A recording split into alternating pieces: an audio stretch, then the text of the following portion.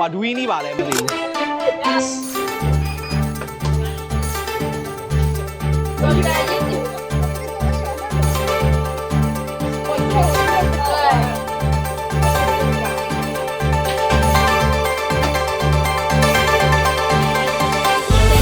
ဘာကြီးဒီတစ်ခေါက်ကျွန်တော်စားပြမယ်ဟာတော့ကျွန်တော်ဆုံးတာအကြာကြီးစောင်းလိုက်ရတယ်ဒူးင်းလေးပေါ့နော်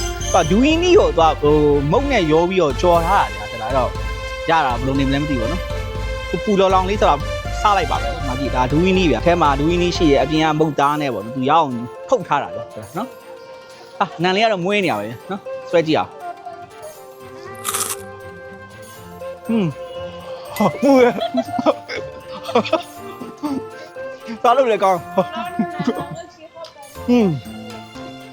စားလို့ကတော့ကောင်းဒူးင်းအရာတာအရန်ပြင်းတဲ့ဟာကိုဒီမုတ်အသားလေးနဲ့ပြန်ထင်းသွားတာပေါ့အဲ့တော့ဒူးင်းမုတ်ကိုပူနွေးနွေးစားလို့ပဲဗျာစားတာကောင်းတယ်ကဘာကြီးစားပါအောင်ဗျာ